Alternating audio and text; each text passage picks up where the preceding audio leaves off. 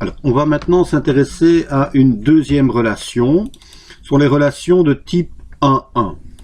Donc, on a vu les relations de type 1 à plusieurs, et on a une autre relation beaucoup moins fréquente que la précédente, mais qui existe quand même. Donc, on va en parler, c'est les relations de type 1-1.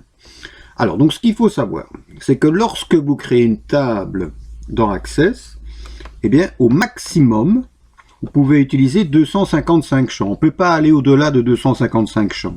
Et si on a besoin de plus de 255 champs pour une table, il faut scinder cette table en deux et établir une relation de type 1-1. Alors on peut imaginer, dans une base de données d'un hôpital, dans la table des coordonnées du patient, dans la table relative au patient, on aura besoin du numéro de patient, son nom, prénom, adresse, etc., plus tout son suivi médical. Donc, c'est-à-dire son âge, son poids, son taux de cholestérol, son taux de glycémie, son nombre de globules rouges, de globules blancs, et ainsi de suite.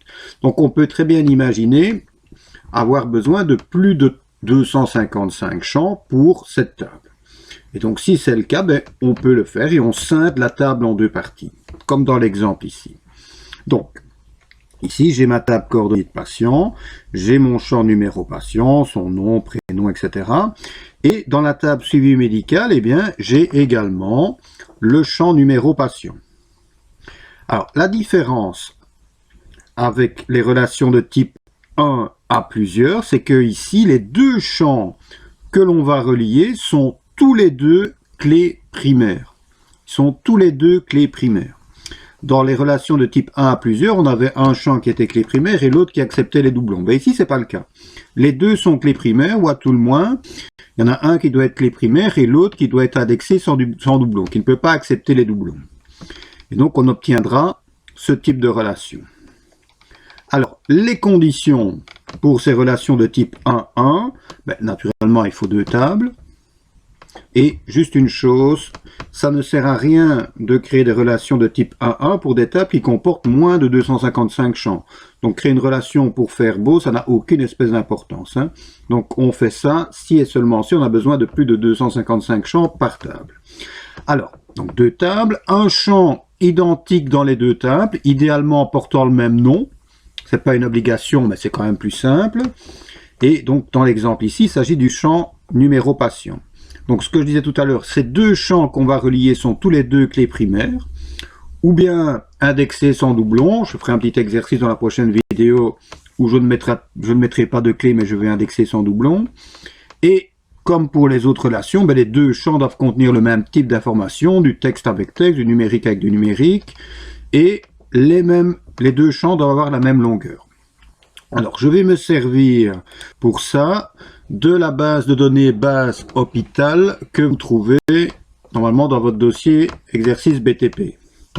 Alors, donc dans cette base de données, j'ai deux tables, T coordonnées patient et suivi médical. Alors, je devrais en principe avoir plus de 255 champs. Je ne l'ai pas fait, mais c'est juste pour l'explication. Donc, mes tables sont créées, on est bien d'accord. Dans T coordonnées du patient, j'ai un champ numéro patient qui est clé primaire. Et dans T suivi médical, j'ai également un champ numéro patient qui est clé primaire. Je ferme ces deux tables pour les relier. Alors, pour les relier, je vais dans Outils de base de données, Relations. Donc, j'ai cette boîte qui apparaît. Si je ne l'ai pas, je clique sur Ajouter des tables et j'insère mes deux tables. Donc, T coordonnées, T suivi médical. J'agrandis histoire de visualiser tous les champs. Et donc, la relation, elle va se faire ici sur les deux clés primaires. Alors, petite chose ici. Dans les relations de type 1 à plusieurs, la façon dont on glisse n'a pas d'importance. Dans les relations de type 1-1, c'est plus important. On va considérer une table principale et une table secondaire. Et l'encodage se fera dans la table principale. Alors, moi, je vais considérer ici que ma table principale, c'est celle-ci. Donc, je vais glisser de ce sens-ci vers celle-ci. Donc, je prends mon champ numéro patient. Je le glisse et je le superpose au champ numéro patient de T suivi médical. Je vérifie. J'applique l'intégrité référentielle. Je mets à jour en cascade. Et ici, je peux effacer en cascade les enregistrements correspondants. Et si vous regardez ici, on a bien une relation de type 1 à 1, pas 1 à plusieurs. Je crée le lien. Et en créant le lien, j'ai bien ma relation de type 1-1.